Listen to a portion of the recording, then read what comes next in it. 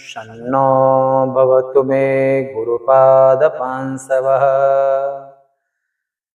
नित्य प्रति क्रमशः उपनिषद आश्रम से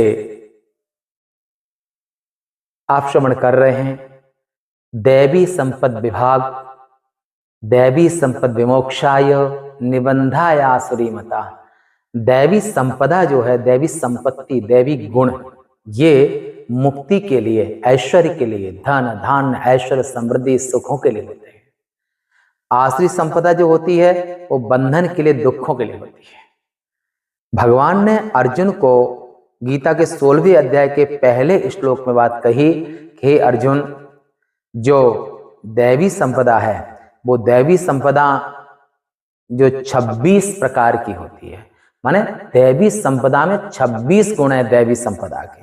उनमें से पहले अध्याय में 9 गुण बताएंगे भगवान। पहले 9 गुण बताएं।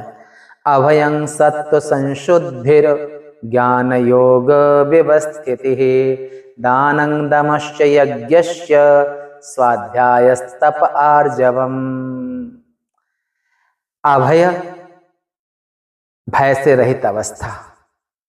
सत्व संशुद्धिर माने अंतःकरण की पवित्रता। मोह कपट छल छिद्र न भावा। अगर आप संसार में सफल होना चाहते हैं तो छल कपट ठीक नहीं होता है, और छल कपट जो व्यक्ति करता है उसके सच्चे दोस्त भी नहीं होते हैं। उसे लोग करनी काटना, उसे लोग कटना चाहते हैं छल कपट और असत्यवादियों से। इसलिए संसार में अगर अच्छे बनना है, सफल होना है, तो उनके लिए दिव्य गुणों का होना बहुत आवश्यक है। दिव्य गुणों में पहला गुण आपने सुना था अभय, भीरू। अभय का उल्टा भीरू, माने भयभीत व्यक्ति को, डरपोक व्यक्ति कोई पसंद नहीं करता है, ना लड़की ना लड़के। और सत्व संशुद्धि माने अंतःकरण की पवित्रता, राग द्वेष से रहित। और जो संत सरल चित जगत हित, जो अंतःकरण जिसका पवित्र है उसे संत कहते हैं, और संपूर्ण संसार के हित में हमेशा निरत होता है। जो प्रत्येक का हित चाहता है, प्रत्येक का हित चाहता है, वो दैवी संपदा है। और आगे तीसरे गुण में ज्ञान योग व्यवस्थिति। ज्ञान का अर्थ होता है कि जो वेद आदि शास्त्रों के अनुसार, क्या उनके अनुसार कि सत्यम वद धर्मं चर स्वाध्यायात् मा प्रमाद। सत्य बोलना चाहिए, धर्म का आचरण करना चाहिए, और माता पिता को ईश्वर बुद्धि से व्यवहार करना चाहिए। जो उपनिषद आदि वेद आदि शास्त्रों के अनुसार जो ज्ञान प्राप्त होता है शास्त्रों से, वो ज्ञान हो गया। और जो शास्त्र को पढ़ाने वाले आचार्य हैं, तो वेदा शास्त्रों से और उनके और आचार्यों से जो ज्ञान प्राप्त होता है वो ज्ञान कहलाता है।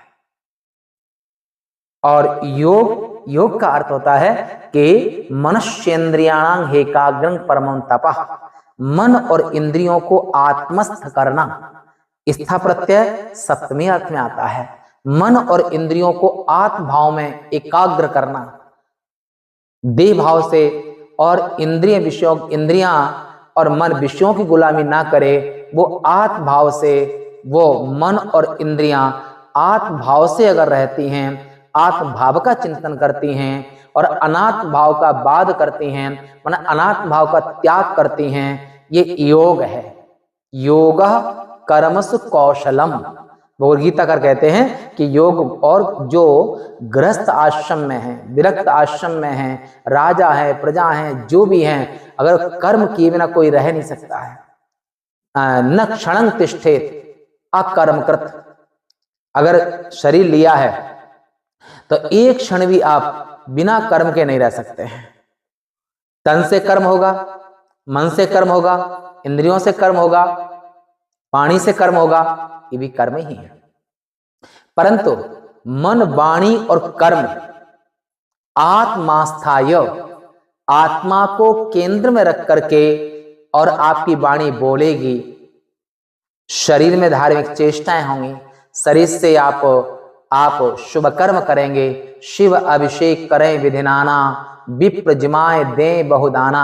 अगर ऐसा करेंगे तो वहां पर एक आपका योग माने आत्मस्थ हो जाएगा, माने शिव से अभिन्न होगा। यानी कि आत्मास्थाय माने आत्मा को मैं मान करके और मन इंद्रियों को एकाग्र करना, ये योग है।